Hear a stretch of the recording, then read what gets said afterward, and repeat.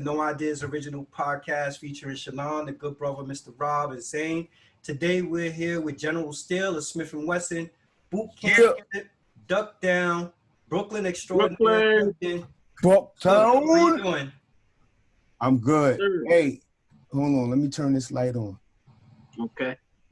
Let's see how this. There we go. Yes, sir. Oh, there we go. Yo, Yes, sir. Can see you clearly now. We have a slew of questions we want to talk to you about and get into, you know, in relation to hip hop, you know, things that's going on in the community, gardening. We see you doing some gardening and everything. Yes, but sir. What's most appropriate to me is to start off from the beginning. You know, how did you and Tech come together to form Smith & Wesson, and how'd you get down with Boot Camp Click? Me and Tech went to school together, man. We went to printing. It's my man hit me on. It's my man Louis Skaggs. Skaggs, what up, Skaggs? What up, Skaggs? Louis Skaggs, hit me on a FaceTime right now. Okay. Yeah, I'm talking to the pros right now. We're doing an interview live, no idea, you know what I'm saying? And we just about to start building. So I'm gonna have to get back to you. And I'm gonna build with the bros, and I'm gonna get back. We're gonna chop it up in a bit, right? You ready? That's my family right there. You know what I'm saying? Yeah. I was introduced to Tech by my big old bro, Cookie Head, Big Old Pimp, and Rambo, rest in peace. Those are Bree Voigt's finest. And we all went to school together, man. We met there, and we formed like this incredible bond. And that's really where the foundation for that started. And then how'd you find your way to boot camp? Well, I mean, we pretty much created that. That was created right there. Tech and I, you know, a lot of people might not know. It's like maybe a fun fact. Maybe you might know. Like, I've always been the shy type of dude. Like, I'm not really the outspoken cats. I've always been around guys who are way more tougher, way more iller, way more outspoken than me. And I'm just there. I do my grunt work, and I soldier up. You know what I mean? So it's like me and Tech has been those guys. Tech has always been like a quiet kind of guy, and we just kind of sat in the back and soaked up all the wisdom and understanding and knowledge, and it's like, all right, how are we gonna, manifest that in our realm? And we was blessed to start with the music, you know. A lot of guys was already in the streets doing other crazy stuff, and we just, we was dabbling in that as well, but it allowed us, the Most High allowed us another little vantage point to go, all right, you guys, boom. And we started doing the music a little bit more and more. Like, I was always a solo artist before, like in my mind, you know what I mean? In my mind, I was like, yo, MC Steele, like, you know what I mean? I'm like, all right, I'm trying to come with my thing. I don't know how serious I was with it, but it started to manifest more when going through the trials and tribulations of the regular street stuff and just meeting an individual like Tech, and us formulating and becoming like Smith & Wesson, you know. Nice. Okay. Growing up in Brooklyn. Yeah. And, I see that a lot of your influences from Islam or conscious behavior and taking the bookshelves I see in the back. I see you studying. Yeah. That's real stuff over there. It's heavy. Yeah. And you're a Sagittarius like me, man. So Yes, I know sir. Yes, sir. Salute. And always absorb wisdom and a lot of knowledge from your elders. Yes, Talk about that, your influence growing up. I mean, I think that's, for me, that's one of the main things. That's one of the most important things, because we forget how important, like, even like, like a lot of men in my family was washed away. My father was one of the solid guys, but a lot of my uncles, they took a bad turn. Like 2 of my uncles OD. It's like my aunt cancer, my grandma cancer. Like, we don't have that strong. Like, all right, let's build in the family. Everybody knows what your health you know, what your lineage of that is, and Right. so on and so forth. So it's like, all right, you know, I grew up wanting to find out stuff, you know, and a lot of when I was young, like a super young teenager, I'm talking like 13, 14, just wanting the knowledge, just wanting to know some shit. Just wanting to know something. And the only guys that was there was the guys that was either criminals or dope fiends. Right. So like a lot of guys my age in Brooklyn, we learned the 120, you know, the Book of Life from dope fiends. You know, it's a lot of, and then you start doing the knowledge on that as you get older, and you start realizing why a lot of the guard bodies was hooked on heroin. Yeah. You know what I mean? So it's like we go back to St. Kofa, we go back to the lessons that white America want to erase, you know, and we got to go, okay, we can go back to all these little cliches, hotter than the book. You want to keep something from someone hotter than the book. But in the book, is black people don't read, right? We, you know, it's there for us to seek and peel them pages back. So I always attest to that. That's great. Yeah. And big up to all the artists, all the artists, especially the rappers, and our rappers on our timeline that wrote books. A lot of guys wrote books. Big up to 50. Big up to the Ghosts. Yeah. You know, P, rest in peace. You know what I'm saying? Prodigy. Like a lot of guys wrote books. Whatever it was about, they still put them things on the shelf. That's wild important. Yeah, that 50 book is, I read it. I thought that was a great book. I'm not even the biggest 50 fan, but I thought that was the greatest, like. Yeah, Pieces of Weight was crazy. Pieces of Weight was crazy. Then he kept coming with, you know, 50 Laws of Power. Like he was able to do something else creative other than just rapping to us. Like eventually the raps, we was going to rate the rap so much. It was like, that's not the bill. Yeah. You was able to create other things that come from your creativity. Yeah. Come from that black dot. And it's funny you say that. Let me ask you this. Upon that, let me add on to that. How important is the human imagination? Well, I mean, it's great to have an imagination, because you can put that image for that nation, right? That's like doing the knowledge, wisdom, understanding. Like you want to see, ultimately, we want to see our culture be free. We want to see that, right? The work that goes into there is us being honest with the lessons that we learn. So, you know, you already know how the cliche goes: "One without vision will perish."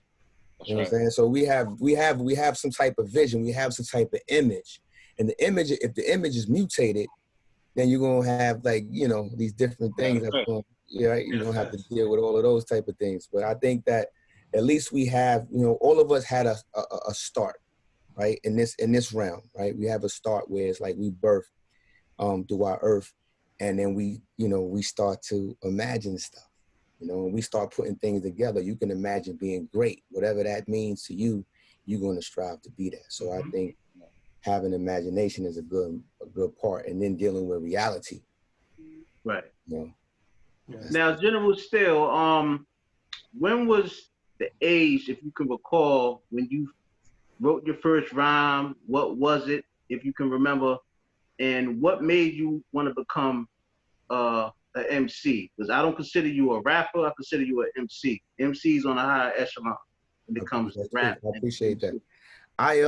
Man, I can't remember the age, but I have to go, you know, when I was in high school, probably like my first, you know, when I was a freshman, like I was dabbling, but I was nowhere near nothing thinking about being no artist or anything like that. But it was a brother that was in the school. His name was Charles. We call him Chase. His name is Charles Dewberry. Right? My name is D. Yates, right? So this guy's a genius. Like, now you're talking about having imagination, right? Charles Dewberry, like, he seen me and was like, yo, we gonna be partners. I don't even know how he even configured that, because I ain't had no name in the school for rapping and none of that stuff. Right. It was other cats that I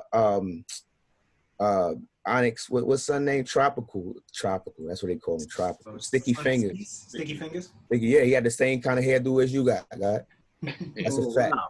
That's a fact. He was cutting cats' hair. He gave Tech a Timberland sign in his head. I'm like, yeah, this guy's cool. But Word. we go to Southside Jamaica, Queens. You know what I'm saying, and go get like his brother gave me a polo sign in the back of my head. He fucked it up, but God, though, right? I'm like, yo, they treated Tech nice though. You know what I mean? I'm like, he fucked my shit up. They treated Tech nice, but we just had like, you know. It was a whole lot of guys that was already on with it. Craig G went to our school. Craig G went to print. So let me ask you this. Like in the early 90s, I was in high school, and pretty much you guys provided the soundtrack to hip hop. Like that to me was the golden era, and it personified the true essence of hip hop. So think about it. You guys, you had Wu-Tang, you had Nas, you had Miles. Raekwon just celebrated his 25th anniversary. Classic album. Yeah. classic. Yep.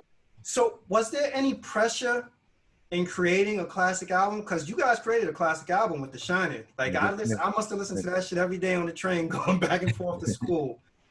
Well, every day I listen to the album. It's a classic album. But did you guys feel pressure to come up with that? Now, I mean, I think initially it probably was a little bit of pressure, but we was so ready to go that we just gripped up and we was ready. We took a lot of coaching from the beat miners, Mr. Walt, Evil D. Like we knew nothing about studio life, so we took what we was learning in the streets, running around with Decepticons and all that, and those are the lessons that birthed the boot camp clique. Because we already, like, before I knew Tech, I knew Sean Price. You know what I'm saying? Before I knew it was going to be a boot camp clique, me and Rockness Monster was already friends. We was already, like, he was one of the baddest guys rhyming in Cepha. You know, my uncle introduced me to him. So, and then Top Dog, that's my brother. You know, Louisville live in the same building as Rockness Monster. Strang live in the back of the projects. You know, the only X factor is like Buckshot, who lives in Crown Heights. You know what I mean? And I went to night school with his sister, so that link came like that. You know, it's like I was on. Before I know it, I was spending more time on Franklin Avenue than I was doing in my own hood. So I think, like, you know, for all of us, like, it's just, you know, the lessons that we're willing to receive, you know, it'll show within what we're gonna bring forth. Yeah, you definitely would not have thought that you guys were new to studio life, because one of the things that stands out to me about that album is you see how everybody, like, now tandems, there's like the tandem 4-bar exchange and everything, and I think back to here, let's get it on. Yeah, and you and Tech just going back and forth. I'm like, you guys you're like pioneers. You gotta think, like, okay, first and foremost, we had to sit back and watch Black Moon finish their album. You know what I'm saying? We, like, when they came out with Who Got the Props and all that, and they was bubbling and all that, we had to sit down and watch that. So we was kind of like, we was still one foot in the street, we one foot in the studio. So it wasn't our time until we finally did, like, Blacksmith and Wesson. And that was probably like the last song. You know what I mean? That was the song, and then we did You the Man. So it was like we waited. And it was like, you know, I'm glad you made that point, because a lot of artists be like, yo, I'm ready to go. Like, we sat there and made sure, you know, we just supported our bros, and we learned so much how to create in the studio. So when it was so when we was up next, we were trying to minimize on all the stress and all that stuff. But we brought the projects to the session. Like, when you listen to the background of the session, that's all of our people in the studio making the extra noise. But that's due to the genius of, like, dudes like Mr. Walt. Like, yo, I need background noise. We like, background noise. All right, just record. We rolling up, and dude just blurt some shit out. Hey, yo, man, Dick Rise ain't supposed to get on this, right? Like, like, that's a go. Like, record that, keep that. That's you know what I mean? So, and that's one of the things that I found in other interviews. I asked this question.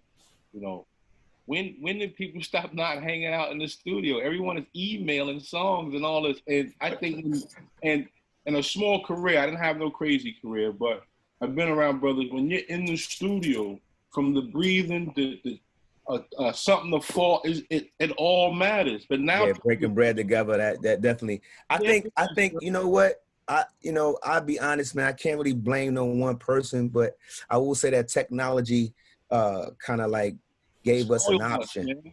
Right. Okay. Technology gave us an option because I remember the first time when I heard about Erykah Badu recording on GarageBand or something. I was like, yo, that kind of blew my mind. Right. You know what I'm saying? So I'm like, that would be interesting. So I mean, we even Beat Miners before this technology wave, they wasn't doing nothing. They was not messing with MP3. They was like, yo, we just doing SB 1200s. You know what I mean? They just doing a generic other shit what that shit is called? The Akai 950, and that's all we doing. We ain't doing none of that, yo. So it's like, because that y'all are the reminiscent of really that Bronx KRS boom bap. Yeah, the drums was that's why the drums was so crazy. The whole point is you're doing this, man. Like every time I heard Soundboy Burial, I fucking lost it. We're losing when I hear that shit because it had the reggae vibe, and that's when I knew reggae and hip hop. That marriage ain't gonna never break as long as that's a fact. That's a fact. Rock it right, son. I tell you what, General Steele, being that Brother Rob brought up the song Soundboy Burial, just looking at the energy in that video, can you tell the viewers that's gonna see this, like, what was the energy behind that whole video? Like, it looked like you guys were having so much fun back then, man. Yeah, man, we had mega fun, man. Big up to Marcus, Doggy Dog Films, man. The interesting thing about that video, we shot that in Harlem. Wow. Okay. With Chris Bond. We shot that in a park in Harlem. I want to say it's like 126th or 127th. That's right by the Parliament. It's right there. It's right by the park, right by the law school. By law school. Yes, but there was this park it had the gates. It had the whole scenery of yard, the big gates. Yeah. We could fill the park up, and it was inside. It was enclosed where you couldn't really see it from the outside. So we filled that whole thing up, man, and that was an incredible electric video. I'll tell you one thing, I left with a headache. And like they had a limousine for us. I couldn't even get in the limousine. I'm like, yo, you know what? It was too many people. I'm like, go ahead, y'all go ahead. I took the train home. I'm like, I'll go to 125th right there. I walk to 8th Avenue, man. I'm gonna get on the subway, man. After one of the dopest videos of your career, is like, yo, I'm gonna take the train home. I like two of my homies like, yo, fuck it, I'm riding with you, son. Let's go. I'm like, y'all go ahead and get in the limousine, man. My shorty was there, our sister was there. It was so hectic, and it was awesome. It was super awesome, man. It was awesome, man. You know. Tell us about the recording session that you guys had with Mary J. Blige, one of the greatest R&B and hip hop collabs ever. Well, keep it a Billy. Mary wasn't on deck for that. It was only people in the studio was myself, Smokey La, my PNC, Puffy, and then LL came and then he popped in real quick. Wow. But how Puffy did it, man, that's why, Puffy is a genius, man. Salute to P. Diddy, man. He saw the thing. Like we did a show probably prior to that. It was a couple of days on an Intrepid when they allowed us to perform on Intrepid back in that time. But we had the whole boot camp was there. Junior Mafia was there. Mary performed. We performed, and Diddy was like, "Yo, working on some remixes. Want you to come to the studio." Him and Drew High chopped it up. So he's a real private dude. He's real straight up business cat. So we had no entourage, just me, Tech. We went there and he gave us instructions of what he wanted from us, and then left us in the room. The rest is history.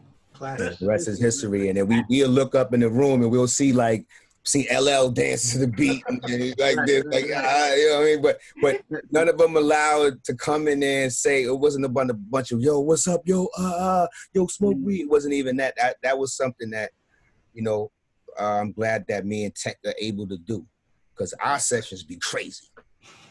You know what I'm saying? Our sessions be dice games. Anything can be, you know, anything can happen in our sessions. But that particular session was like, yo, he left us, and it was just me and Smokey Live sitting in the room. It's like, yo, y'all write y'all thing, and that's what we came up with, the I Shine, You Shine. We had one book, and we passed the book to each other, and we really got into that. So that was one of the many classics that you guys put out, man. Salute. Yeah, I want to say again, rest in peace to Sean Price, because his contribution to hip hop and just who he was as a person, not even personally knowing him, but just having that experience, seeing him on TV and in his music. What was it like working with a brother like Sean Price, and do you think there'll ever be another Boot Camp Click album? Working with Sean Price is, you know, it's a blessing, man. Say the least, you know. There's a lot of artists that have had, you know, rest in peace to Malik B. Yeah. Rest in peace to Phife Dawg. Rest in peace to Nipsey Hussle. Rest in peace to Prodigy. There's a lot of groups of individuals that gave us a lot of phenomenal stuff, and they have all lost loved ones. You know what I'm saying? And there's never no rating system you can put on that. My relationship with Sean Price is crazy, because I know people who've known him for shorter than I known him and fell in love with him in that shorter time. So you can imagine when it comes to that. As far as it being another Boot Camp album, like honestly, I pray for that. Feel me? Like we all do, man. That's what I say. Boot Camp is still alive. I'm gonna tell you guys one thing. I had a conversation with all my bros, and I told them, you know what I mean? I'm like, yo, if we're gonna do one last thing, we gotta do it for Sean. You know what I'm saying? So we in the talks right now of seeing how we can do this in this climate. Because honestly, I ain't gonna hold you, man. Like rap is sometimes it leaves such a sour taste in your mouth. And you're like, damn, you gave so much. Yeah. You know, and it's so less appreciation. It's like, what else can you give? You losing your loved ones and your family members. Yeah. To people who don't really appreciate that. Yeah, I'm gonna say let me Rob, real quick. Let me say this just to follow up on what you're saying. It's interesting you say that, because I was gonna ask you like down the road about how the music business sometimes make people become disenchanted from actually doing music. But I had an experience the other day that you know, I grew up in the Bronx. And I grew up around, you know, Cuban Link and dudes from the Terror Squad and stuff like that. And, you know, in my house, I have like posters up. So I got a Big Pun poster up. And a dude came to work on my air conditioning, and he seen the Big Pun poster, and he was like, yo, you know, I'm from White Plains. I'm this huge Bronx fan and this, that, or whatever. And like, do you know any of the guys? So I was like, yeah, sure. I know, you know. Actually, I do. So I FaceTime Cuban Link, and Cuban Link got on the phone with him. Wow. And it just made this dude's day. And he was like, yo, he was like extremely excited. So after he left, Cuban was like, yo, did he give you a deal as a result of it? And I was like, nah, I got a service contract, so I had to pay anything at all. But I did it because I wanted Cuban Link to see, like, as, you know, as much as people get deterred or feel like, damn, like, you know, the game is not giving anything back. Like, yo, there are hardcore fans out there that just have the appreciation and the love of the music. And I think sometimes it gets lost on us in particular, because all of us, we grew up in the hood, you know, but there's these other small pockets. I live in Connecticut now, fucking in the middle of nowhere, basically. And it's this random dude just out of the blue has this huge affinity and connection for hip hop that, you know, a white dude, look nothing like us, have completely different experiences. So, you know, I just offer that to you, brother, just to say, like, you know, as troubling or as trying as it could be, like, yo, there are people just out there that just still have this dire love for the music and appreciate everything that your brothers did for hip hop. Yes, sir. I appreciate the sincerity in that, man. I feel that, you know, and I definitely attest to the fact that it's that conversation is not had, because it's such a how you say, a competition. Yeah. to stay hot or to stay relevant and all these different manners of things. And then, you know, like as we get older, of course, it's easy to kind of like fall out of pocket and go, man, the dudes ain't appreciating this. It's all you old school cats. And like Lil Wayne is old school. Like, you know what I'm saying? Like, imagine that. You know what I'm saying? So what do you, I'm like, I'm a dinosaur in the hood. I'm like, I'm on my Raekwon shit. I'm a fossil. I dare you to replace it. Like, my shit is well important, son. But you gotta embrace that. If you don't embrace it and hold, like, you know, we got a guy like Chuck D who just turned 60, I believe. Right. Oh, wow. Yeah. Right. And like Chuck D was in his 30s when we was listening to him. You know what I'm saying? It's like, you got guys like Tupac and Biggie who ain't make it to be 25. You know what I mean? They like, you know, then you got guys like Malcolm and Martin who ain't make it to be 41, 42. Yeah. You know, And their time. Yeah. Right? So they super. Oh, then you got guys like the chairman who he got murdered at what, 22, 23, something like that. Fred Hampton. Fred Hampton, yeah. You know what I mean? Like Fred Hampton and Mark Clark, these guys is in their 20s. In their 20s, they are accomplishing some magnanimous feats, right? They talking to the populace the same way rappers are. Rappers are talking to the populace. What are you talking about, right? They talking about Taylor Swift got 5 albums that just sell billions and billions of dollars. All right, I don't think none of us got no Taylor Swift songs. None of us, not one. Between how many is it? 4 of us. Between the 4 of us, not one of us got a Taylor Swift song on our iTunes. I don't.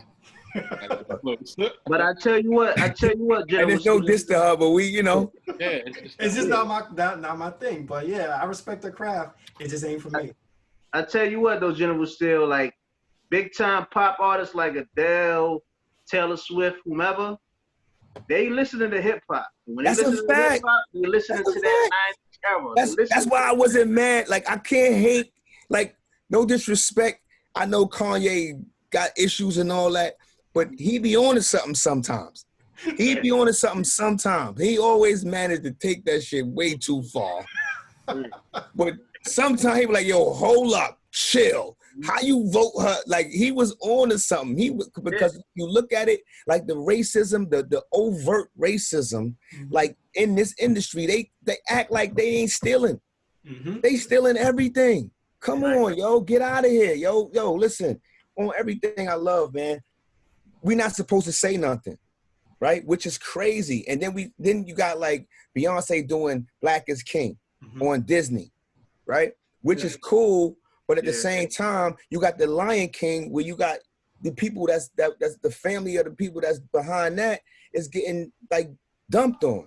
You know what I'm saying? Yeah. Your family like, yo, get out of here. So let's put somebody black there so we can calm these people down, so we don't have nothing more burnt up. So it's like all that. I'm not with the Manchurian Candidate shit either way, bro.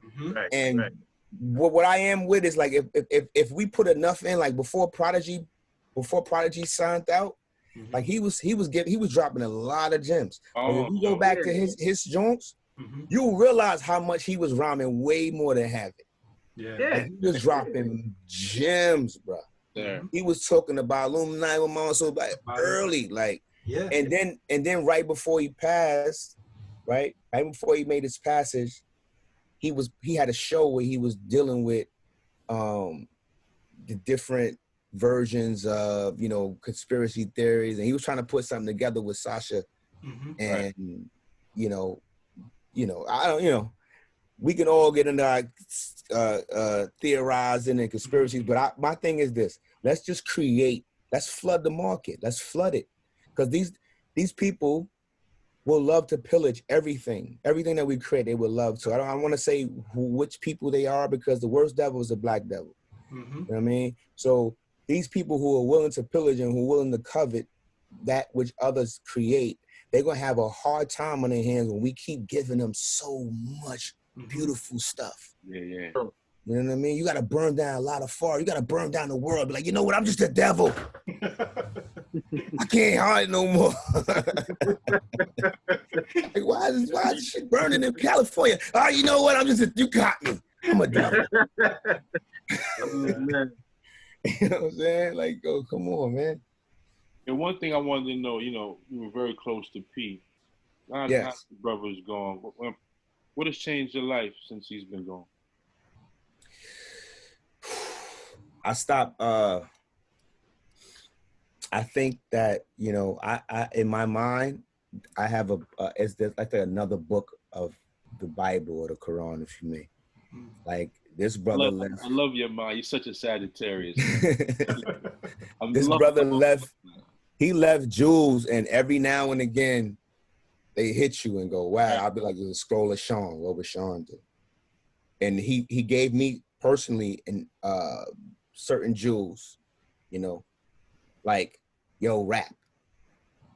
Like he know that I'm the type of person who would try to figure out the rhyme. Like, yo, I gotta come. Like, oh, I like, yo, just rap, bro. You talent, like too much of that. So I be certain times I be thinking about that, and I swear to you, man, like when we was doing it all, I was channeling Sean Price. Nice. So I was thinking about like, what would you say from your heart? Like, don't try to figure it out, bro. Like, what would you naturally want to say if you say you feel like you want to say fuck them? Like me, I got like another variable where I'm like, I try not to use that much profanity. Mm-hmm. Right. You know what I mean? So that's what made the All a great feel album. You feel that shit. Son. Right. Give thanks. You feel all of that, son. And what I love the most about it is that it felt like, you know what? I'm at an age. I'm probably the oldest dude in here, to be honest. But I love it when I hear music mature. You can tell the quality of music by how it sounds, and even like maybe what Sean was saying, your delivery, just rap, just let that shit spit out, man. And it gave you all a quality project. But what I wanted to say about the All, but before the All, because your work with Mike, your lighter, son. Go on, sir. I was working with Pete Rock on Monumental. It was amazing, man. It was amazing. Pete Rock is a phenomenal individual. He didn't know that Smith & Wesson arms stretched long, though. Every other session would be like, yo, we got Raekwon coming. Like, word. I'm like, yo, we got La coming. Word. He like, yo, and then it just make him do more crazy shit. That's dope. That's dope. Yo, like, you really, they coming? Yeah, they coming to the studio. We got Black Rock. Word. Like, these guys really pulled up. That was just awesome. You know what I mean? Hurricane G, she really showed up. Memphis Bleak, they really came, you know what I mean? That was, nobody did their thing over the internet and none of that stuff. Right. And, so initially, you guys were with Nervous Records. Yeah. Then you transitioned to Priority, right? Yeah.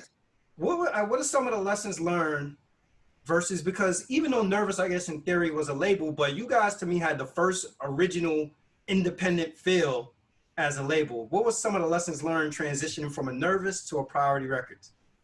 Oh man, that's great question. I think it's a lot that goes there.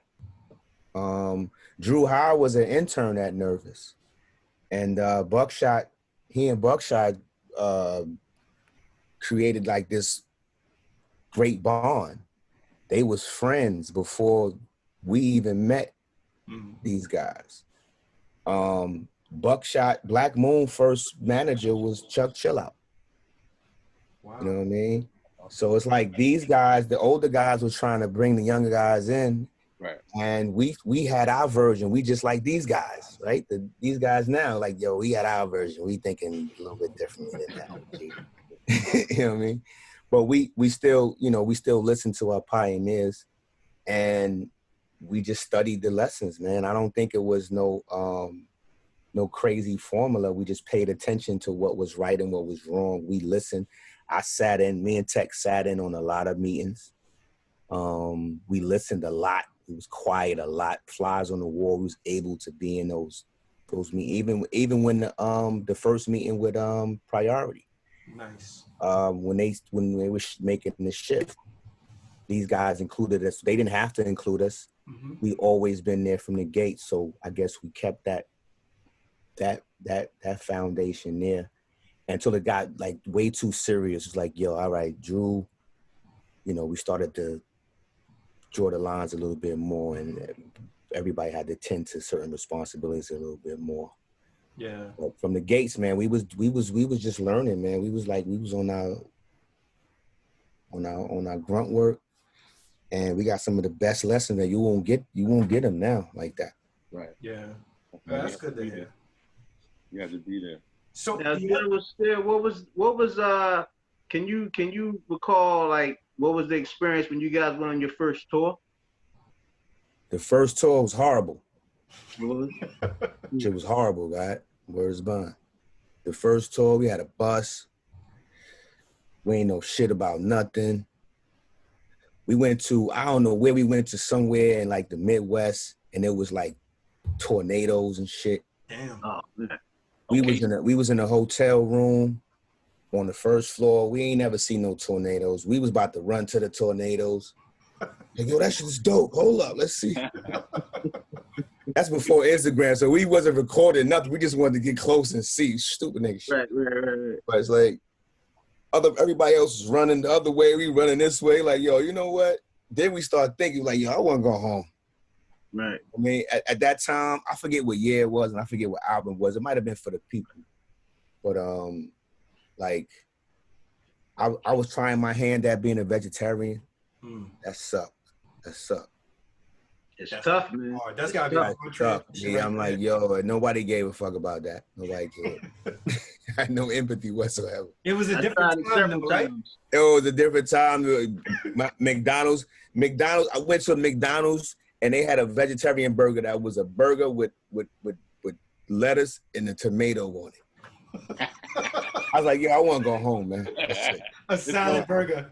Fuck this tour. Salad burger.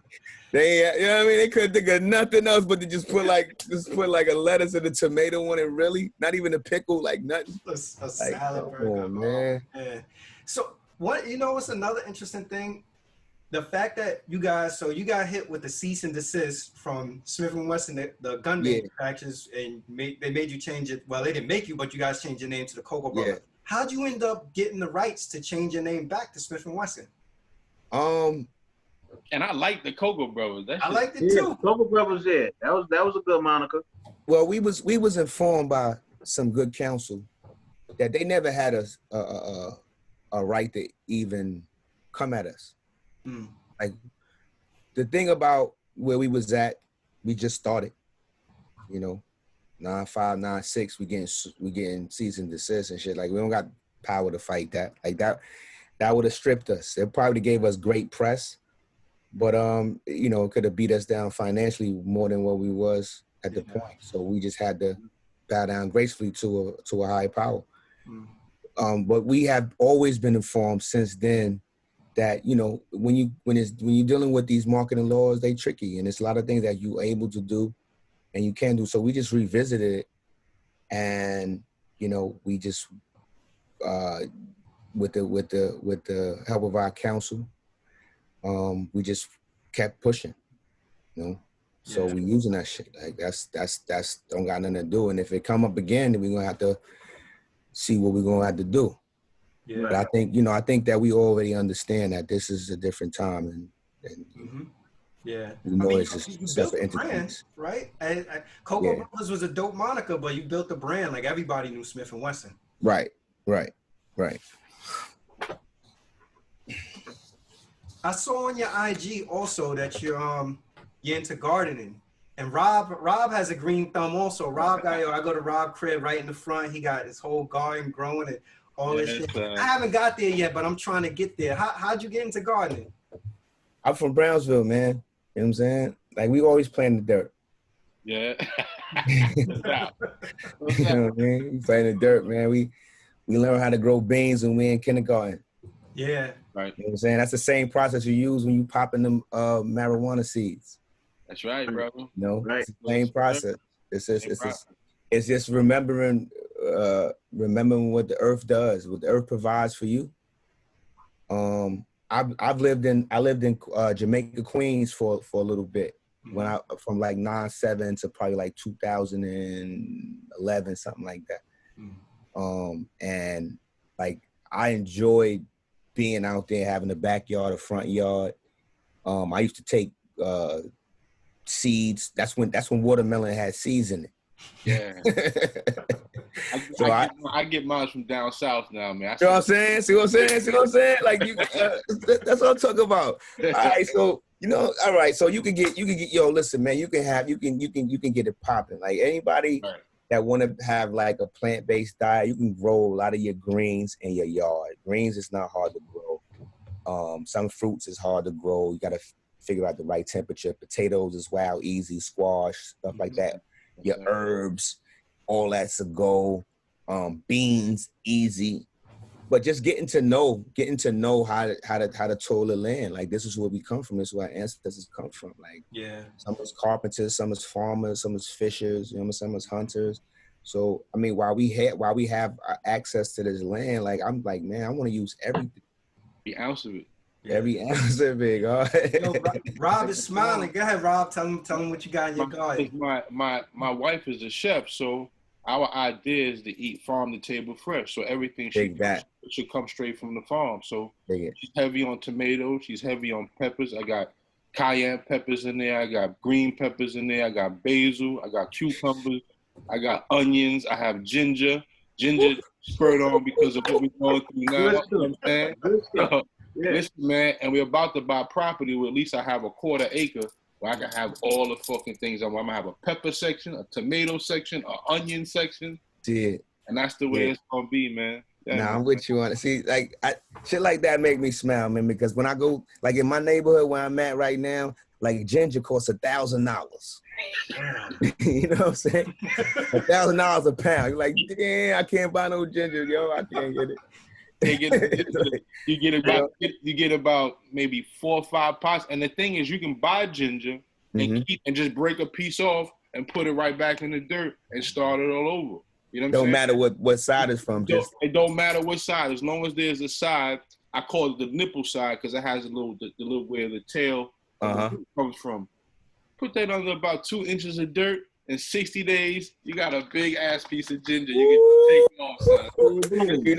You know I'm trying that tomorrow. I promise you that. I want to. Matter of fact, you know what? This is our show. I can bring you outside, man. Fuck that. Do that. Yeah. Just because we're talking about it. Yo, I'm definitely trying. I try to grow a pineapple. Really? Pineapple. I want to get water.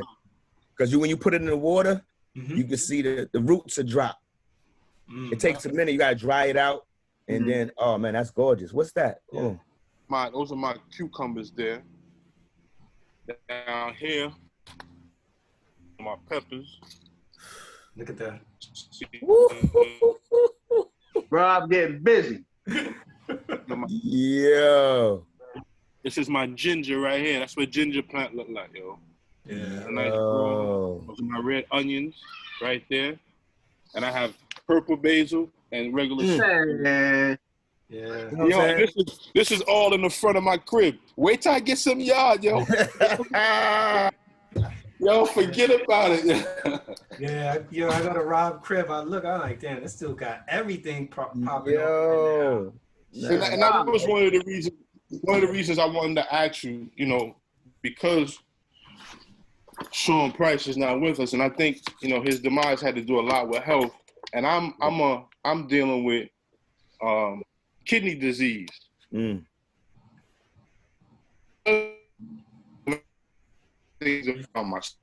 froze up. Like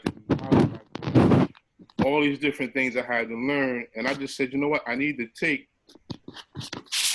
some of this into my own hands and start doing it for myself.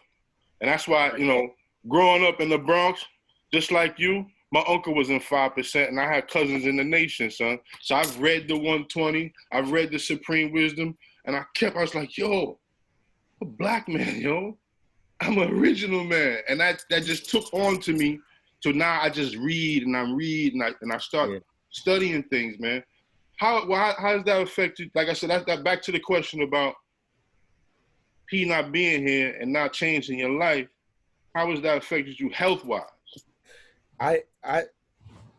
one thing I think we got to remember, one of the important things, and I learned this from my relationship with Price as well, like mental health is something that we a lot of times overlook. I had my own, we all hit our spirals, you know what I mean? I had a time when I was super down, and probably all the boot camp guys, they probably knew it, but they couldn't say nothing. The only one that could say something to me was P. You know what I'm saying? Like one time P saw me, I had like a Bob Marley reggae hat on, white, yellow, green, with a matching scarf knit, sitting by the bar. He was like, yo, what the fuck are you doing, guy? Image is this.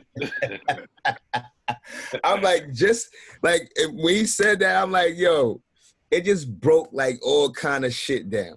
Cause he's like, yo, you are wilding. Like, I'm just picturing his voice, him saying that. Yeah. Yo, but he just sit next to you like this. Yo, what the fuck you doing, guy? It's not like, yo, what the fuck you do? Like, yo, what's up, guy? And I had to look at myself with the scarf on, with the hat on, looking like Ziggy Marley and shit. I'm like, yo, word, the fuck is I'm doing? Like, yo, God, you know. And we had a couple other conversations, man, about real stuff, you know. Mm-hmm. So I think about that, like, you know, I drink a lot of Hennessy. I still have, like, that's one of my main vices that I deal with. Like, I would go as far as saying, like, I'm addicted to cognac. I'm an alcoholic. Hi, my name is General Steele. I'm an alcoholic. But what's real is that it's a part of, like, it goes to you know, to the mentality sometimes. You know, a lot of us take a beating in this game. Yes, sir. And I should be shipwrecked sometimes, man. And we find these vices. Sometimes our vices be alcohol. Sometimes our vices be antidepressants. Mm-hmm. Sometimes it goes, you know, way past that. Mm-hmm. And I think that what I learned from an individual like Sean is, like, you know, like any like, it goes back to the OGs that we learned the lessons from. A lot of these guys was on heroin. Yeah. Sure. You know, a lot of them was on heroin. A lot of them had jaundice in their eyeballs, and it's like, man, these guys got knowledge of self, but not enough knowledge of self to avoid these vices. Yeah. You know, I think that not to rate any man or woman, I think that if you were able to leave something of greatness, you know, you're gonna walk through your own love hella right. You're gonna walk through your own fire. Sure. And I don't think that any man or woman can stand here and not cast a stone and go, yo, I'm wild pure. You know what I'm saying? Mm-hmm. It's like, yo, Bruce Lee died in the middle of his sleep. Like, you still can't figure that one out. Like, that's crazy. Like, yo, he was wild healthy. This shit, yeah. You know what I mean? Like, what happened? Like, oh, well, brain this or the brain that. No scientist, no doctor, nobody can say, all right, he died of natural cause. That's all you get.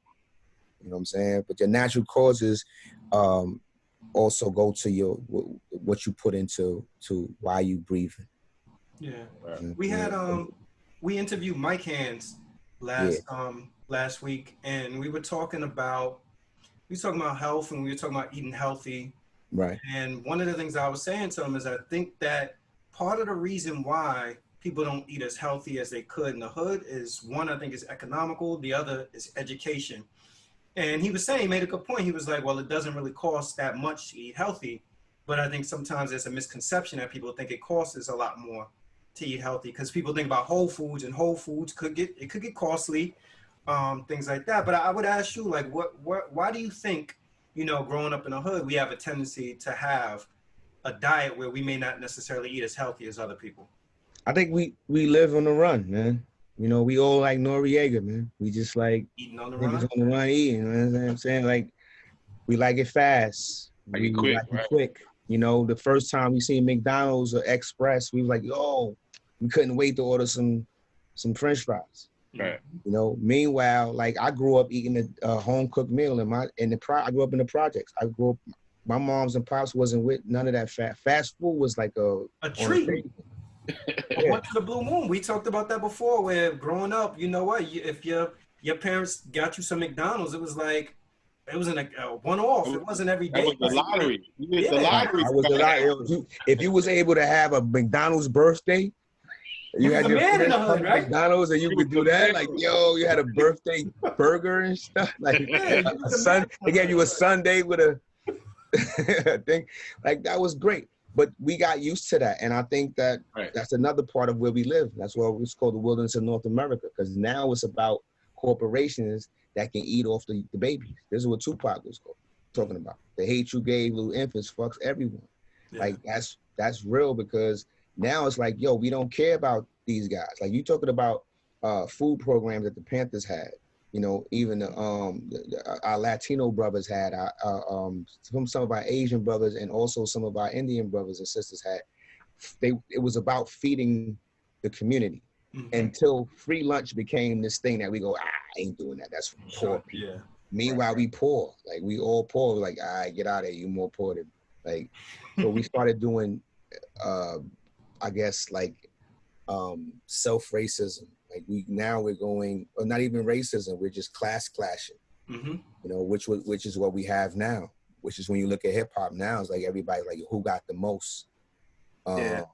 And sometimes you can identify with this person with more, but then if they ain't doing nothing but throwing money in the parking lot, like, what they really doing? Mm-hmm. Right. I seen a clip where Boozy was talking about buying a city. Wow. Like, he was talking about buying something and having his own police and having his own food and having his own everything and da-da-da-da. Like, that conversation is dope. But if you ain't having that conversation, if you just start having that conversation in 2020, then you got a lot of talking. You know what I'm saying? Like, that can't just be like, yo, you know what? The pandemic got everything messed up, fam. Trump is tripping. We need to just get a city and have our own shit. like you know what? It's like all this shit just happened as a result of the pandemic. You know, even if you think about the stuff with now, with like Black Lives Matter. Like, now all these corporations are trying to attach themselves to Black Lives Matter. Like, all of a sudden they just found out, oh shit, racism exists now, and it hasn't existed forever. Right.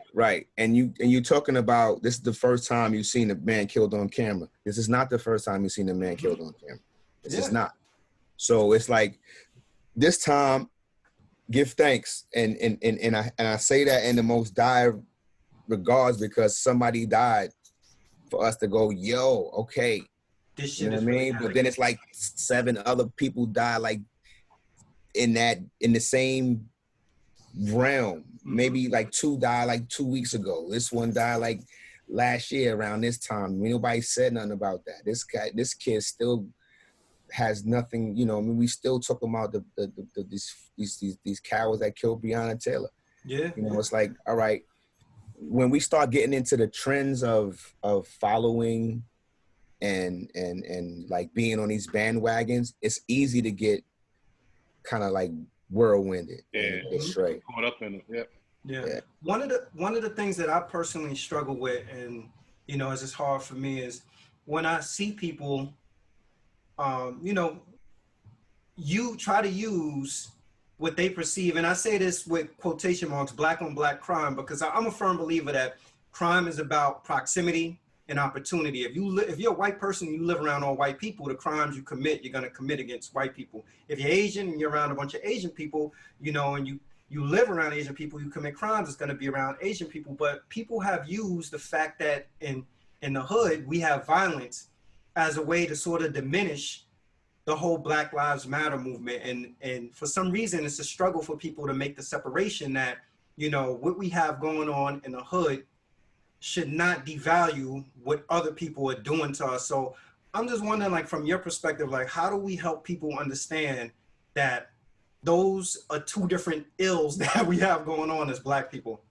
I mean, I think one of the ways to make or try to create a different narrative is to do things like this. Mm-hmm. You know, let's have more Black people have more intelligent conversations. Let's fill let's fill the timeline with people that are saying something of substance, as opposed to going, yo, you know what? Ain't got nothing to do with me. I ain't gonna say nothing. And then having all these idiots just go blah, blah, blah. You know, like that's why I say, yo, Kanye, I love what his attempt to do, because Jay-Z ain't gonna do that. I don't know what other rap guy, black, aside from Mike Render, you know, that's gonna step up and go, yo, black people, we need to have a black church. We need to have a black business. We need the Bloods and Crips to make a soda. Like, these things may seem like it's crazy, but what if the narrative was like, yo, let's give these people who are statistically the poorest, the most deprived, the most disassociated with life, let's give them opportunities that they never really had. Like, I get the chance to go to Europe or Amsterdam. Like, when I come back home, it's like 25, 30, 40 of my friends who had never done that before, who never probably will. Or 20 or 30 of my friends never left the block. Right? Let alone get on a plane. What a plane. Yo, son, word? Like, yo, you was on a plane, son? Word? Nah, son, I ain't with it. You could, meanwhile, you can get on a plane for 30 minutes and go to DC, or you can get on a plane for 2 hours and go to Miami and be out there like, oh, this is hot. You on the beach. Yeah. Right? Like going to the Bronx, like going from the Brooklyn to Bronx, it take you an hour and a half. You get on that traffic. You on a plane for 2 hours. You in Miami, like, oh, I didn't know. Right, exactly. Yo, Lord, it's funny that you say that, because I lived in Baltimore for 17 years. And oh, man. From where it comes from Dyer Avenue to get to Coney Island is 2.5 hours. Drive to Maryland? Yo. Yeah. It's literally 2.5 hours from Dyer Avenue to Coney Island, my nigga. That's real. That's real. Straight train. And you don't want to get in your car and come to Baltimore. Nah. That's how people that live in New York, they don't want to leave New York. It shouldn't even be a train ride that long in the city. Like, that's crazy. But that's real. That's real. Son. That's real. And people will take that ride too. It's like, yo, every day just to go to Coney Island, just to go to the amusement park, just to go to the beach, or get a Nathan's Frank. Word up. Be out there. Word up. That's real, yo. I think how important, and I know the answer to this, but I just want to hear you say it. How important is having knowledge of self in today's climate? Oh man, it's everything, man. It's everything. It's everything, man. You gotta. I mean, when you walking through this wilderness, man, you gotta know. You know, you gotta know where you came from. You know, you gotta have some respect for the pioneers that you can get lessons from. And then you gotta have a little bit of open mind and go, yo, I am willing to add on to this story. Right. You know? Yeah. There was a time though when OGs could sit us down and have a conversation. Now OGs sit a young dude down and have a conversation. He hating. Yeah, I mean, it's you know, we got to change that narrative too. We 70s babies. The 70s babies, we don't think like that. It's we 90s babies. They talk like that. Son. We have a lot of those variations, man. But we can change that narrative though. I mean, one thing I do when I sometimes I get on my bike and I just ride through the hood. You know what I mean? I ride through Bed-Stuy, I ride through Brownsville. And you gotta respect dudes' climates. It's like anything in the wilderness, man. You can't just pull up on a bear and be like, hey, I'm gonna tickle you. Right. You gotta go, all right, you gotta, you know, you can't just pull up on the Wolverine, like, yo, like, what the fuck I'm about to eat this motherfucker? You know what I mean? So you know, you dress with respect. You know, like we was doing something the other day. Good that you bring up Mike Hands, because we had, you know, he does something with the Food Network. Yeah. And we was giving out masks and food and water to guys by the P's. And a lot of the young brothers, they was like, nah, we good. We good on that. But these guys is out there selling drugs. Yeah. But they don't want no free food. They ain't taking no handout. Fresh vegetables and no hand. We don't need no bread. We ain't making no peanut butter jelly sandwich. Like they didn't even want the mask. Damn. Then there was other brothers that was like, yo, thank you, fam. Yo, word, that's what's up. I like what you're doing. You know what I'm saying? So it's like, you can't go like, all right, automatically you're going to think that these black brothers and sisters should just take it. But they for years they've been given shit that they can't trust. Mm-hmm. Right. You know, so they've chosen to go, you know what, we're gonna live in the wilderness how we live. So you gotta respect that. I don't even fault them for that version. But at some point we change the narrative when we make them trust the other animals in the wilderness. Mm-hmm. So we out here, we gotta have knowledge of self to know that how you can survive in the wilderness of North America. Because other than that, we just gonna be beasting at each other, man. Mm-hmm. You know what I mean? We're gonna tear everything up, and then we're gonna have all these gatekeepers going, yes, let me just take their DNA and create some other, you know what I mean? Like, they can't always win all the time, man. And that's exactly what's going on now, where you see everything that's going on in the world. Yeah. Zane, I know you want to say something. I cut you off. Sorry about that. Yeah, General Steele. What do you think about today's rap climate? Do you see that there's some artists that are trying to bring that '90s feel back? Like you got Joey Badass. We have Jay Electronica. He came out with an album featuring Jay-Z. Jay-Z was on a heavy. What do you think about? Which is weird to me, but go ahead. Yeah. Right. I thought so too. I kind of felt that. I was telling people this like last year and the year prior. I felt that whatever Jay Electronica's recording process is, it kind of like stagnated him because a lot of the Kendrick Lamar fans would have been Jay Electronica fans, to me. I see that. You know what I'm saying? If Jay Electronica would have stayed consistent, I mean, I consider him an MC, but if he would have stayed consistent just as much as Kendrick, Jay Electronica would have been on that other plateau, and he would have kept it more, I guess, kind of like how the music that we like, as far as speaking consciousness and mathematics and stuff like that. What do you think about today's artists that are trying to dip and dab in that, and then the ones that are just full-fledged, just doing like trap music? I think to each his own, man. Honestly, I think we have done so much with hip hop and organically that we have opened up a portal for anything to occur. Yeah. I salute Kendrick, the whole Top Dog family, because all them cats was getting busy over there. Like, what I love about Kendrick is that he give it up to his big homies. Yeah. You know what I'm saying? And all them guys, Q, the Bloods, the Crip nigga, all them niggas was over there getting busy over there, man. Yeah.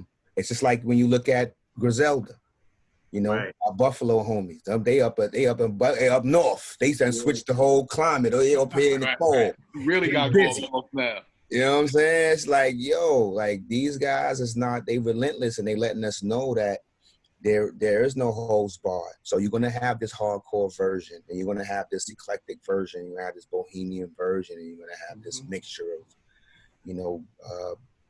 African music and all of that. I be talking to guys from like overseas, and like there's always like France, like this stuff going on in Canada, and stuff going on in the UK.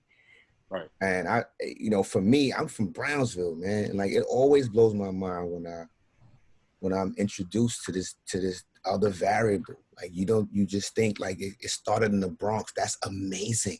Mm-hmm. Like we can argue about the Bronx, but we can argue about that all day long. But okay, let's just say it started in the Bronx, right? And it went to Japan, it went to Africa, it went to Australia, it went to the Netherlands. Like I'm talking about graffiti. Yeah. I'm talking about breakdance. I'm talking about dudes that didn't know how to do this, but now they killing it because some broke Black and Latino people in this neighborhood said, yo, fuck that. We're going to make some fly shit with what we got right now. And that shit went, bow. Yeah. You know what I mean?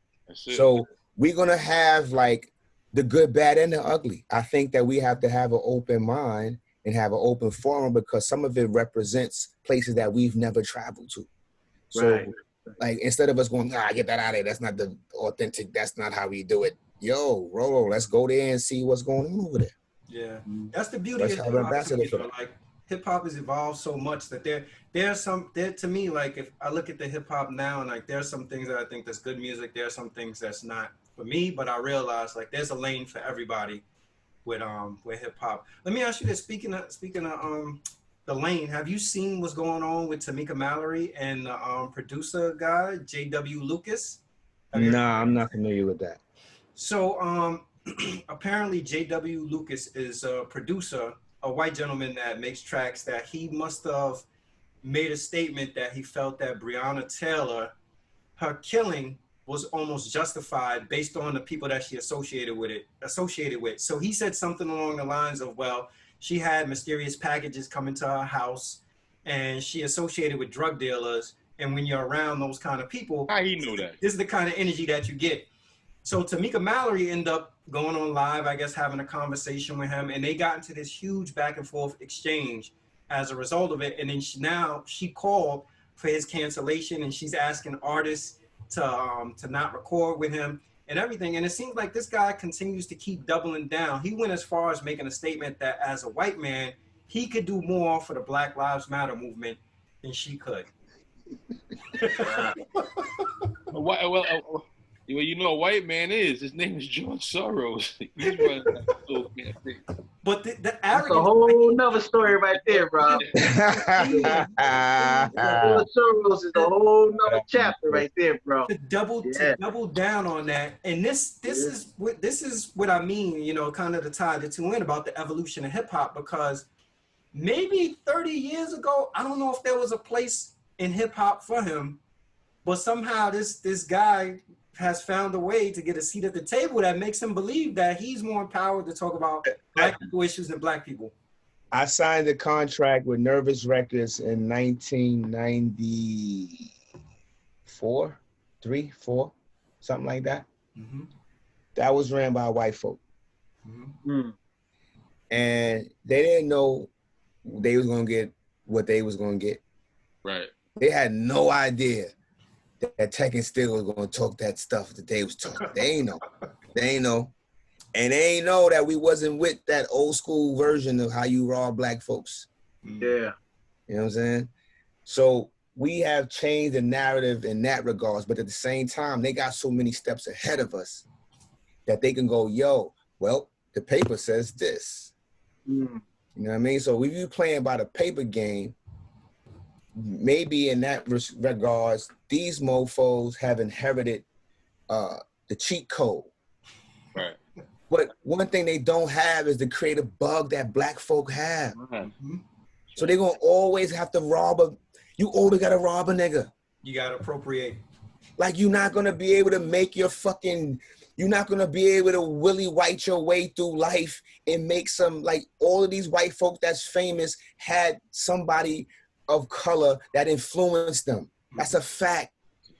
But they will never admit it. They will never admit it because it's something in their white bones that's going, yo, I did this. Privilege. Right? And they have every right to embrace the way that they came to greatness, which is why we have every right to embrace the way we came to greatness. Like we've been stepped on, kicked, beat, whipped, stomped, flogged, killed, everything hung up, and we still keep making fly stuff. Mm-hmm. Right. We still keep creating stuff that's useful. Like the other day I was watching something about designing, and they were talking about Dapper Dan, and they were talking about Walkerwear, and I forget the young lady, oh man, one of the ones that was famous for designing, like Mary J. Blige, one of the young ladies, I forget, that was married, that was messing with Puffy. Misa Hilton Brim. Huh? Misa Hilton Brim? Misa, exactly. So it's like, yo, when you realize how great you are, then you will realize how great your enemies will be. Right. And you won't feel that bad. You're gonna be like, yo, somebody gonna come. Right. You know what I'm saying? But it ain't like you selling crack on the stoop. That ain't it. You know what I mean? You won't get your head blown off like, you know, Rich and Poe. It won't be that type of version. Yeah. But if you're doing something of substance for your people and you die for that, then shit, you did the best living that you could do. Yeah. Right. Respond. If you a motherfucker that's just running around, you just don't got no cares or worries about nothing, and you just outside and you just sitting on a stoop, and somebody's come blow your brains out, like, you gotta be mad. You ain't do nothing. You ain't did nothing with your life. Yeah. White people don't care about that. White people are going, yo, I'm leaving this to my nephew. They don't got kids yet. Yeah. They going, yo, they got plans. Brother Ben X said something like that. Dudes will run to get a charger when their phone is dying, but won't run to do something when their plans are dying. Something like that he said on. Brother Ben X be trying to go on the IG to salute. Oh, yeah. He throwing darts, man. He's doing that. You know? But we all gonna take a hit, man. Like, when you stand up to say something, man, people gonna say something. They're gonna have their little slick stuff to say. Like, I took a lot of hits from posting up Black Lives Matter artwork, and you know, people's like, yo, man, they frauds. I'm like, yo, you act like I'm going to the meetings. I done pledge allegiance to the flag and all of that. Like, I think Black Lives Matter. Yeah. That's it. I don't all the hashtag stuff. I just think black people have been getting the short end of the stick since we stepped on this continent. Yeah. And we built this continent. We built it up to the great nation that it is. So when Trump says make America great again, he should be talking about giving black people more jobs and more positions. Yeah. You know? So when we lose a person, I'm glad that you brought that up. Now go ahead, finish. I'm sorry, go ahead. I was just gonna salute our brother John Lewis. That's it. Yeah. What about P. John Lewis? I'm glad that you brought that up, General Steele, because I was looking at something online. It was like maybe 2 weeks ago, and they had Bob Johnson, the ex owner of BET.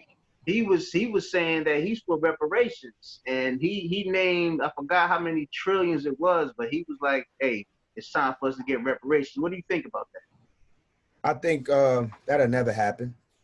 I think we did that before. You know, it's hard for a dude. Some dudes still waiting for their stimulus. Yeah. So as far as reparations, it's like, you know what? There's a lot of land. It's a lot of land grabbing that's going on right now. I see it in Brooklyn. I see it in Queens, where a lot of these hungry, land grabbing white folk are coming in, and they're trying to get a lot of our elders out of their homes, like elders that have been living in these homes for years, for decades. They're coming in and going, yo, we just need this land. And this land is not for nobody specific. It's just so you can be out of there. Right. And unless there are some black advocates that can come in and go, yo, we're going to protect our elders, and we're going to maybe help the young homeowners get into some of these places, some of these dilapidated buildings. They want to start businesses, and it's all these different programs that these politicians be knowing about, but they're not privy to people that like us. Until we knock on so many doors and so many windows and rat-a-tat-tat, and it got to be like super duper serious.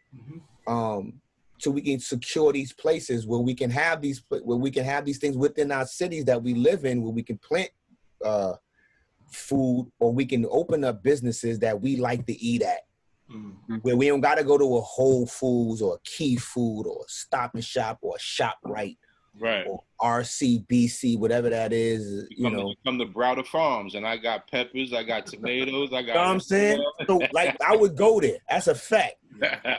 Every now and again, we get the people that come in from up north, and they'll bring down their little, the farmers. They'll come and they bring their eggs, and they'll bring the cheeses and the honeys and all of that stuff.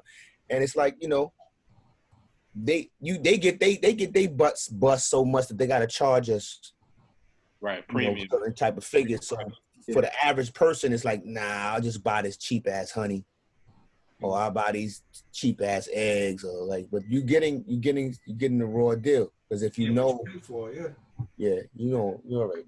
Well, there's we're in talking about reparations, and the mention of land. Like, whenever the conversation of reparations comes up, I always tell people that, to me, reparations, a lot of people think in form of a check, like, oh, cut me a check, But the truth of the matter is, like, the value, like you were saying, is in the land, right? So if they came and told everybody, "Oh, we give you $50,000," there's some people that would take $50,000 over the And go right to Atlantic City. Yeah. Flip it.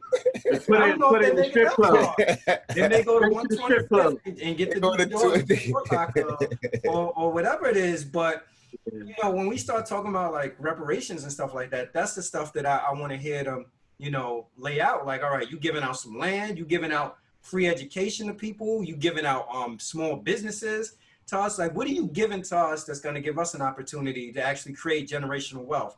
Because $50,000 is not going to create generational wealth. No. It's gonna create generational debt. Exactly.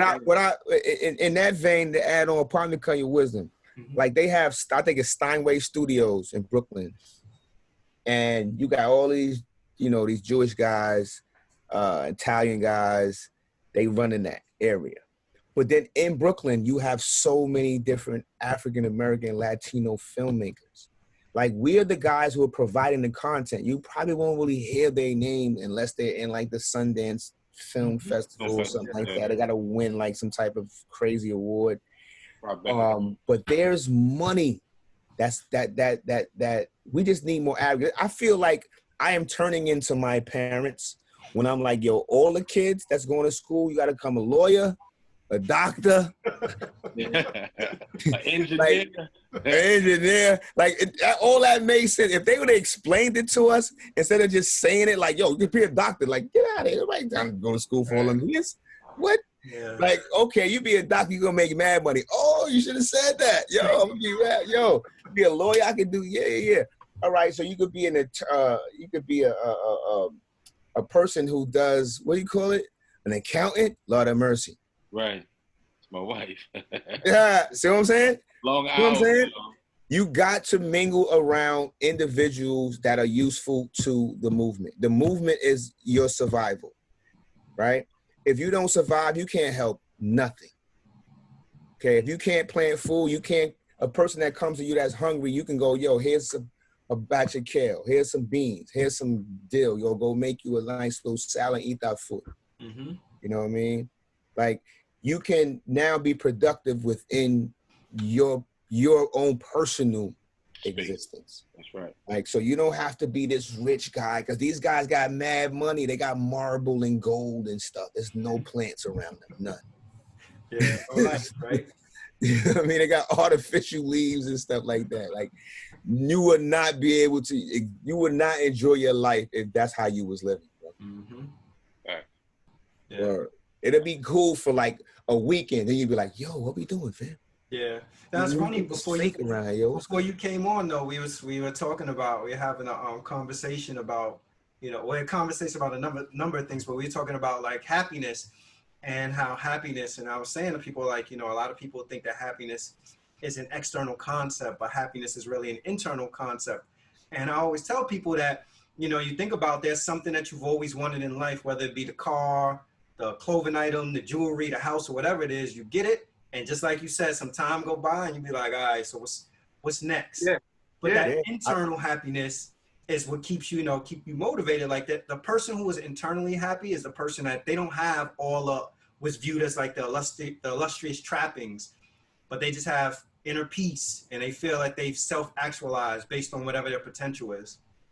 I think, just to add on, I think that's one of the things that kept Boot Camp Click strong, you know, when we first came out, because we didn't have the connection with the producers. Like, we had access to Beat Miners, which is, of course, the, you know, classic legendary cats in their own right, but we didn't have what Nas had. You know, a lot of these other guys had these name brands. We didn't have access to doing features, so we was kind of forced in that sense to get to know each other, strengthen our bond, and appreciate what we had. So to a lot of people, it probably seemed like we were like, man, F these guys. We ain't messing with these guys. We ain't doing that. But we didn't have the money. We didn't have the budget to get a feature. Like, the only reason we got dudes like Havoc and Prodigy is because they was coming up around the same time and Buckshot, they was like all the same height. So it was like, yo, we all short, yo, let's just rap. Just hold it down for each other. Word. So, I mean, Queens or Brooklyn, we never looked at it like that because all the Brooklyn cats was in Queens anyway. Queens guys was in Brooklyn. We was in Bronx. We was all mingling. Yeah. In some form of fashion, and we lived off the land, like as Sean Price said, we lived off the land like Johnny Rambo. Mm-hmm. And we was able to appreciate the little bit that we had to make it something, you know, something substantial. So, but then I know, you know, at some point we got to know how to keep that there, you know, and not lose sight of that, because then we start comparing, because we are in the same realm and we're in the same conversation as all these other people that got so much more. You know, they have access to these other different things. And this is when a lot of things start to come into the play. A lot of the guys start to notice that there's a lot of money to be made here. Then you have clothing brands that come into play, and you got guys that just fell on money and they're willing to, you know, they like these guys, and drugs and alcohol and sex and all this other kind of crazy stuff. So yeah, I mean, what you guys had, you built organically, you know, and I'm right, very independently, man. Yeah, and I'm sure you started out where there was a mission, you know, in place for Duck Down and boot camp. But I think, like with anything over time, you know, when you build something organically, there's going to be mission creeping. You know, people are going to look around. You're going to look around at your competitors or your contemporaries and be like, well, what do they have going on? You know, what we have going on. And there's always going to be a compare and contrast. But I think that, you know, when you start looking at like organizations and companies and stuff like that, there are organizations that have gotten so big that they put themselves out of business. And then there are other entities that they were really good at doing something. And they said, you know what? It's great that other people are doing these other things, but we're really good at this. And this is what we're going to do. Right. I think that's where we at now. Mm-hmm. You know what I mean? I think we're able to give thanks for that, because we're able to still come back around. Mm-hmm. And then have this conversation like, all right, so we can still sit here and be like these young old school guys who can put music out that's relevant, or we can participate in different things within our community, whereas other people are just ousted. They're done. They're snitches for life. They're rigged. Everything. It's like you can still kind of walk through the neighborhood and, you know, talk to the older cats and talk to the younger cats. Like, I love that. I love that about the position that I'm attacking myself in right now. So you still want to drop the ball. You know what I mean? You gotta be conscious. You have to have conscious knowledge and you know, not that that overconfident, conceited version of like, yo, respect me, son. Mm-hmm. You know what I mean? And you always want to build and see how we can expand on what we have. It's beautiful, man. Yeah. You know? Rob, sorry about, I know you was going to say something. Sorry. Nah, because hearing all of us going on and knowing the climate that we're in, you know, it's an entrepreneur climate. It's a self-preservation type of climate. And I know the God appreciate this, because my uncle will always share with me the first degree of the 1 to 10, who is the original man. The original man is the Asiatic black man, the maker, the owner. Let's stop right there. The maker, the owner, everything we make, we own. And that's where that's the foundation we need to start. And it's funny that that's the first degree. Am I correct? That's correct. That's peace. You know what I'm saying? And it ends off the father, civilization, God of the universe.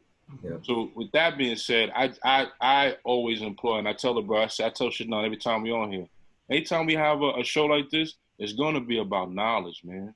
Yeah. And that is going to be our foundation. And that foundation, if we can build on that and start spreading like that, having conversations amongst brothers like this, you know what I'm saying? Just open dialogue, open dialect. What's on your mind? What are you doing today? How you feel?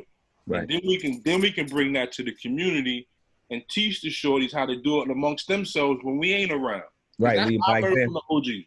That's how I learned from the OGs. I watched the OGs congregate amongst themselves. Once they break off, they grab a couple of shorties, knuckle them up, what you doing today, and then before you know it, we're mimicking what the OGs was doing. Right. Yeah. But we have to be more present. You know what I'm saying? We have to be out in the community. We got to go interrupt a little CeeLo session or something like that, but like something y'all little niggas is doing. Right. and really get that. And that's what I appreciate. That's the identity I get from Bucktown. That's the identity I get from your entire team. The way y'all hold each other down, PNC, partners in crime. That's how y'all live. You know what I'm saying? And each one teach one, man. We feed off of one another. One hand wash the other, both hands wash the face. Yeah. Absolutely. Yeah, boot camp click always remind me of Voltron. Yes, sir. Yeah. You think about Black Moon. You think about, I can't even say Black Moon. You think about Smith & Wesson, Helter Skelter, and Buckshot. That's the starting five. That's the Voltron five.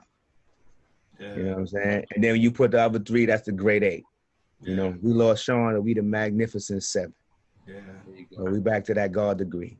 Yes, sir. So, you know, Yo, like what is LaFleur LaFly Skoshka?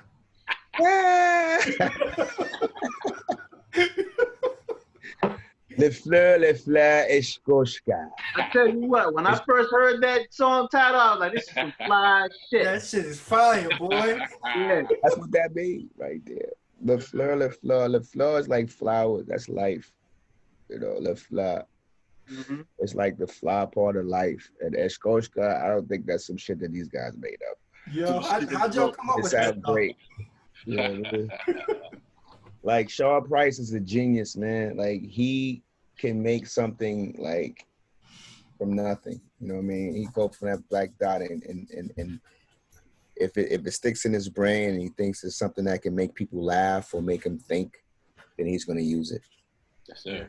You know? Yes, Well, sir. let me think about it there. That song came out, what, over 25 years ago, probably? Yeah. And the fact that it's right there on the tip of my tongue and I still can remember it, that should tell you, like, Yeah, how prominent of a song. The And fact. that damn chorus right there just gravitated everybody in.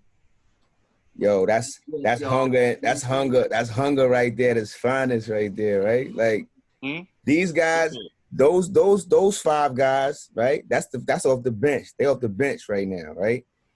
When me, Tech, and Buckshot was Black Moon, Smith & Wesson and Black Moon was benched.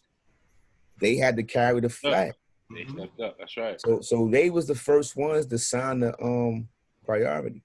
Oh, okay. So when Duck Down got when Drew and Buck got the Duck Down deal, Fab Five, Helter Skelter, and OGC was the first artist to sign to Duck Down, and then we had to do our political thing to get off the label still before we can sign to these guys. So they held it down. I mean, held it up, I should say. Yeah. So Let me pick. Go ahead. I'm sorry, go ahead. Let me piggyback on that. Once you got signed, right? What was one of the main purchases that you made? Whether it was investments, whether it was just splurges. Like, can you remember what you did with the money? When I got signed to Priority, my second deal. Second or the first? The first deal I bought equipment. Okay. Good investment. Yeah. I bought equipment and put it in my auntie and put it in my cousin room, my blood cousin, Young Coke, the great BTJs. Everybody worked for the. We turned our family into a sweatshop. Everybody gonna work. Everybody gonna work. Everybody gonna do something. Yo, we ain't know nothing about nothing. Tech Pops put together all the equipment.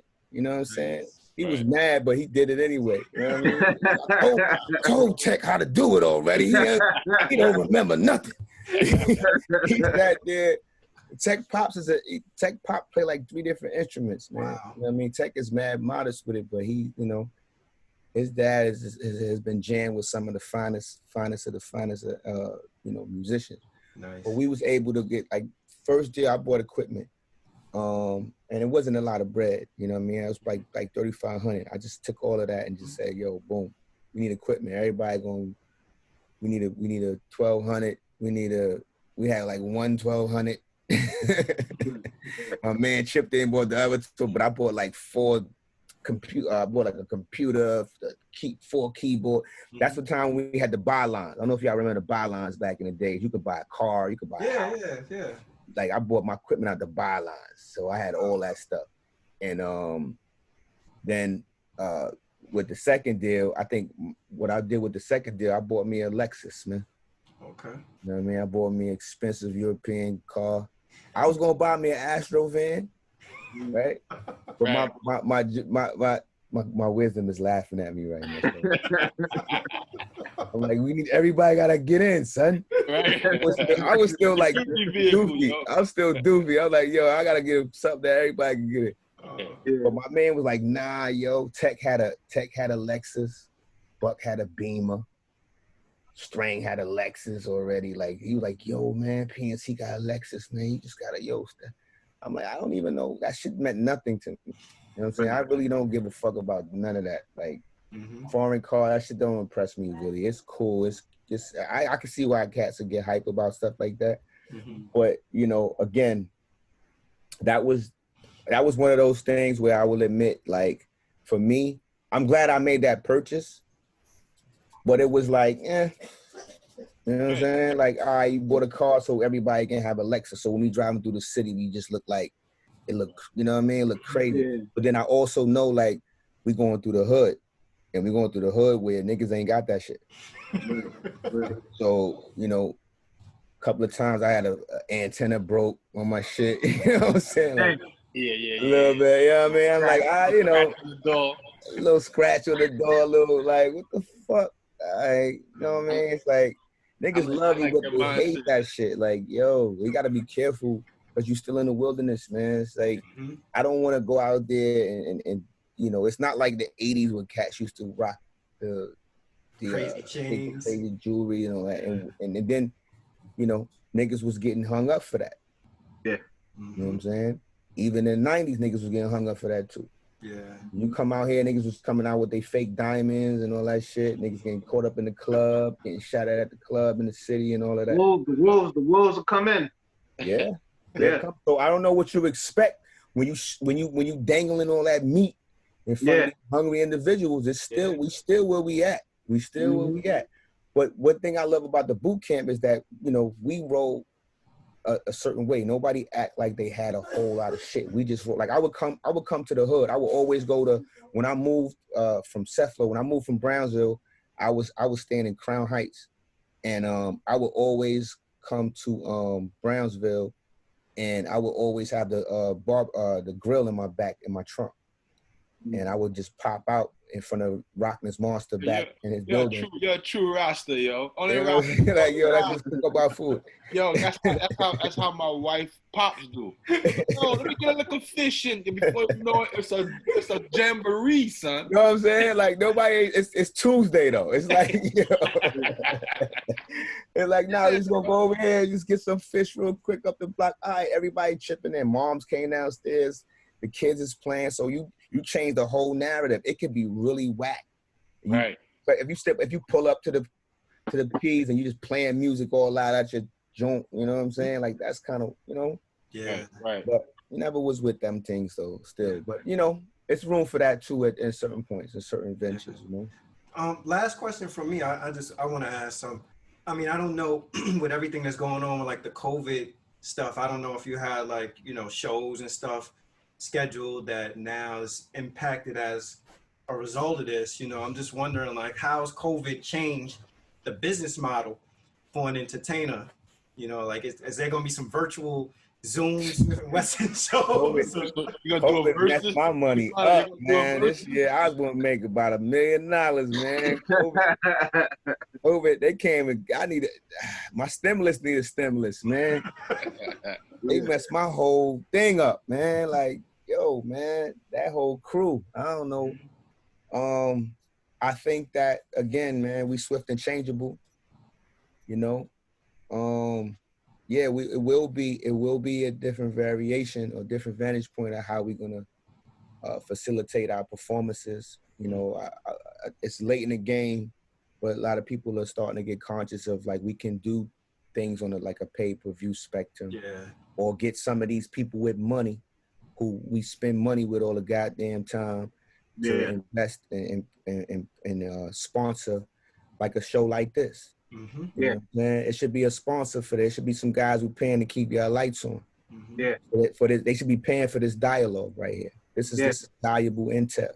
Sure. You know, Sure. so it's like there are people who are aware of that, and they're becoming more conscious because everybody needs to tap into those lines.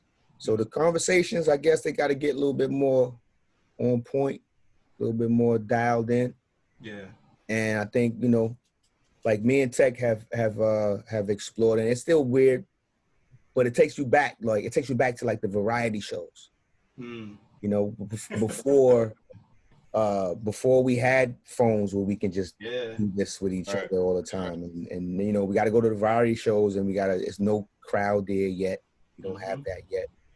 You know, we talk to through the talking head shit.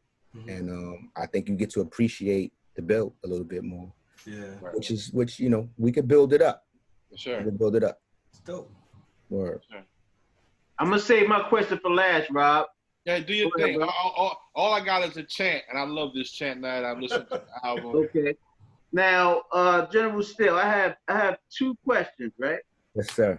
One is going to play into the other, brother. What do you think about the current versus TV battles right now? What was your TV? favorite? Huh? You said TV battles? The versus TV, when you got like one of my favorite ones, which I saw I think 2 weeks ago, was DMX versus Snoop. Oh, Think about those. Are you kidding me? That was phenomenal. Yeah, phenomenal, That was phenomenal. Yo, Yeah. all right. Nah, I love him, man. I think that dudes are learning how to do him better, and then it's showing the solidarity, especially now. That's something that we definitely need right now. Like you never saw Snoop and DMX. That's a Crip in the blood. Yeah. That's a big Crip and a big blood right there, huh? So they like this. Oh, it's my they jamming because guess what? We grew up on each other's music. We all love Doggy House. We all love the Dog Pound. You know what I'm saying? It's like, yo, we all love X. We all love all of them cats. All the Yonkers. You know what I mean? So it's like, yo, we supposed to act like we don't got no love for each other. That's what Snoop said in the 90s in the war, the Source War. Yeah. He Coach ain't got no love, Snoop Dogg, Death Row. Right. Like how could you not be angry knowing that you're just making music for the people that's like you? It took you a minute to go, okay, we're on two different coasts. Wow, I didn't know that's what we was doing. But somewhere down the line, there was some instigation going on, and something happened that made us all pick a side. It was more media than anything. Yeah. Oh yeah. And we pay for that, man. We lost two great individuals, man. And in the how you say in the storm. Yeah. Right. Now, my second question / comment, I'm sure for the people that's about to see this, I would love to see the whole boot camp clique battle Wu-Tang. Of course. That'll break the internet, bro. That'll break the internet. I don't know if it's enough hours on IG for that. I'm talking about songs after songs. Oh my God. Got so many damn songs, bro. But hey, We'll be up all night. if Swiss Beat see this, or Timberland, or whomever, remember we said it first, man. Salute to Swiss. Salute to Tim. That'll be great for hip hop. I think big up to the homie J Period, because J Period, we just did something the other night where he did. Sure, I seen that. I seen that post. Western joint, and big up to Talib Kweli. He did a thing too. Sure. He did the Duck Down collab. Like it made me remember 25 years of just making music. Being part of a family. Like Tech and I have 7. Then the boot camp, we got like 5 together. Then Sean has another 6, 7. Then Rock has another, and then Buck has, it's like so many all songs, of these albums of these are our fam. And then that's not even counting the countless features Right. that we've Right. been You know, raucous, and all Yeah, that. what happened to the Raucous album? What that y'all did? Why did it never come out? Cocaine's a hell of a drug. Nah. Yeah, Raucous just defunct, man. Damn. They defunct, man. They had a nice little run and then they ran out. Yeah. You know? They was good dudes over there, man. Them guys was doing some good stuff. But To me, they were like almost like Merit, sort of like they followed in the steps of Duck Down, but they had some, you know, between Farrell. I think they might have got too confident, man. Yeah. I think along the way, like when they got caught up, it probably was some old school cats some hardcore cats that they had to deal with. But then I think at the end of the day, when it's nighttime, you got to be careful of your confidence. Yeah. These guys had an insane lineup. I mean, you got and G-Rap too, right? Sparrow, you got even going before them, Shabam Sadiq, Right. Rose Family. Right. I mean, before that, they had guys like PH was doing songs and Pumpkinhead, rest in peace. Yeah. Even Eminem was on joints. Yeah. They had access to a lot of things. So, when I saw what I got there was they was just trying to, put us with a A&R and put us through the system. Right. And Tech and I don't really work like that. Yeah. So, I mean, it was cool because we respectful. We met some good people doing that, but that wasn't how we was gonna make no records. You know what I mean? So I don't know if that worked for them. They just put it in the hands of guys. They had a lot of money, and it didn't work. Yeah. Yeah, they had a hell of a roster though. Crazy. You know what, too, though? I forgot this. All right, this is my last question right here. I know Rob got some, and I know Shannon have some. I remember back when Pop and Buckshot and several others supposed to get together and do this One Nation album. Yeah. Did you guys have a lot of content recorded, or like what was the situation with that?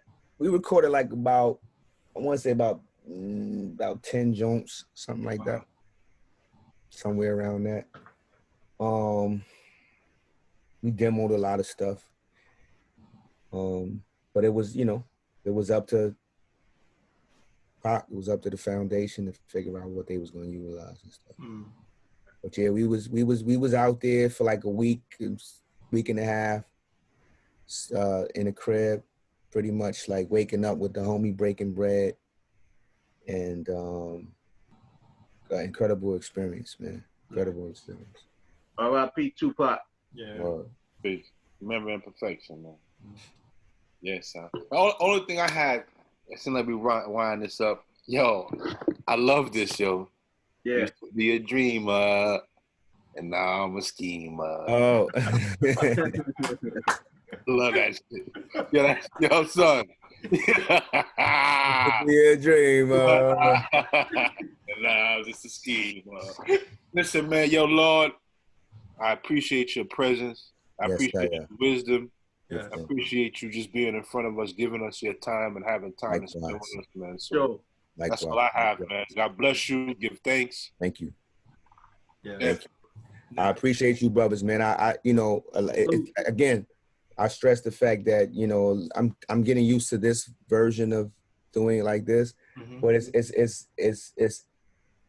it helps when you have a proper bill. Right. Not just a bunch of silly stuff and talking about how we hate this person or who we don't like and all of this shit. That's like watching NBC or something. Like, Yeah. Right. it's like, yo, we just our mind be absorbing so much trash that it's difficult to express something of substance because we already just feel this way. Yeah. But people got stuff to say, people got stuff to talk about, and I appreciate you, brothers, man, for allowing me this platform to build with you guys. Thanks for giving out the time, man, to do this interview. You're already. Anything, man, I'm here, man. Let me know what y'all need, man.